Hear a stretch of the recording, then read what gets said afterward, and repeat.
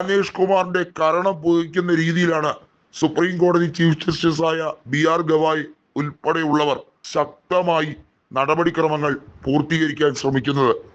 മഹാരാഷ്ട്രയിൽ 112ഓളം സീറ്റുകളിൽ ലോക്സഭാ തെരഞ്ഞെടുപ്പിന് ശേഷം 72 ലക്ഷം അധികം വോട്ടുകൾ കൂട്ടിച്ചേർത്തതും 108 സീറ്റുകളിൽ BJP സഖ്യം വിജയിച്ചതുമായി ബന്ധപ്പെട്ട രേഖകൾ രാഹുൽ ഗാന്ധി നിലവിൽ കോടതിക്ക് കൈമാറിയിരിക്കുന്നു. ഒന്ന് ആലോചിക്കണം, സുപ്രീം കോടതിയെ സംബന്ധിച്ചിടത്തോളം തെളിവുകൾ പ്രാധാന്യമാണ്.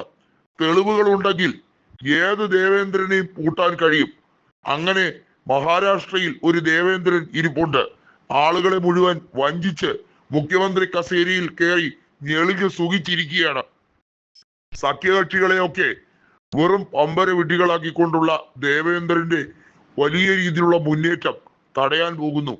ദേവേന്ദ്ര ഫട്നാവിസ് വിജയിച്ച നാഗ്പൂർ സൗത്ത് വെസ്റ്റ് മണ്ഡലത്തിൽ പോലും വലിയ തിരിമറി നടന്നു എന്നുള്ളത് രാഹുൽ ഗാന്ധിയാണ് വ്യക്തമായി വെളിപ്പെടുത്തിയത്. ലോക്സഭാ തെരഞ്ഞെടുപ്പിൽ 48 സീറ്റിൽ കേവലം 9 സീറ്റ് മാത്രം ജയിച്ച BJP എങ്ങനെയാണ് 132 സീറ്റുകൾ നിയമസഭാ തെരഞ്ഞെടുപ്പിൽ ജയിച്ചത്?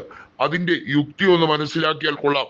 കേവലം 4 മാസം കൊണ്ട് രാഷ്ട്രീയപരമായി ട്രെൻഡ് ഇത്രയധികം മാറിമറിയാൻ മാത്രം എന്ത് സാഹചര്യമാണ് അവിടെ സൃഷ്ടിക്കപ്പെട്ടത്?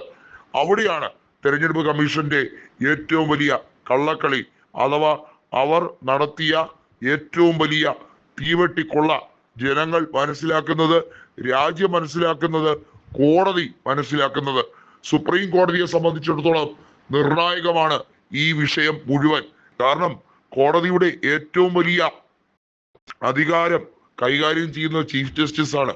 ചീഫ് ജസ്റ്റിസ് കൂടി തെരഞ്ഞെടുപ്പ് കമ്മീഷനെ നിയോഗിക്കുന്ന പാനലിൽ അംഗമായിരിക്കണം എന്ന ആവശ്യം നേരത്തെ തന്നെ ഉന്നയിക്കപ്പെട്ടതാണ്. എന്നാൽ ആ വിഷയത്തിൽ കേന്ദ്ര സർക്കാർ സുപ്രീം കോടതിയെ ഒതുക്കാൻ വേണ്ടി പരമാവധി ലെജിസ്ലേച്ചർ കളികൾ കളിച്ചു. കേന്ദ്ര സർക്കാരിനെ തിരിച്ചും പണിയാൻ സുപ്രീം കോടതിക്ക് കിട്ടിയിരിക്കുന്ന സുവർണ അവസരമാണിത്. ഇലക്ഷൻ കമ്മീഷന്റെ നടപടിക്രമങ്ങളെ മരവിപ്പിക്കാൻ വേണ്ടിയുള്ള നീക്കം, അത് എന്ന് മുതൽ പ്രാബല്യത്തിൽ കൊണ്ടുവരണം എന്നുള്ളത് മാത്രമാണ് ഇനി BR ഗവായിയുടെ മുന്നിൽ ഉള്ള ഏറ്റവും വലിയ വെല്ലുവിളി എന്നത്. കേന്ദ്ര സർക്കാരിനെ വെല്ലുവിളിക്കാൻ BR ഗവായ് തുടങ്ങിയിട്ട് നാളുകളേറെയായി. ഓരോ തവണയും എടുക്കുന്ന തീരുമാനങ്ങൾ നരേന്ദ്രമോദിക്ക് ഇടിവെട്ടായി തന്നെയാണ് മാറിക്കൊണ്ടിരിക്കുന്നത്. അതുകൊണ്ട് തന്നെ അദ്ദേഹം എടുക്കുന്ന ഓരോ നടപടിക്രമങ്ങൾ ചില്ലറ വ്യതിയാനമൊന്നും ആയിരിക്കില്ല കേന്ദ്രത്തിലും ദേശീയ തലത്തിലും വരുത്താൻ പോകുന്നത് എന്ന് ബോധ്യമുള്ളവർ തന്നെയാണ് നരേന്ദ്രമോദിയും അമിത്ഷായും.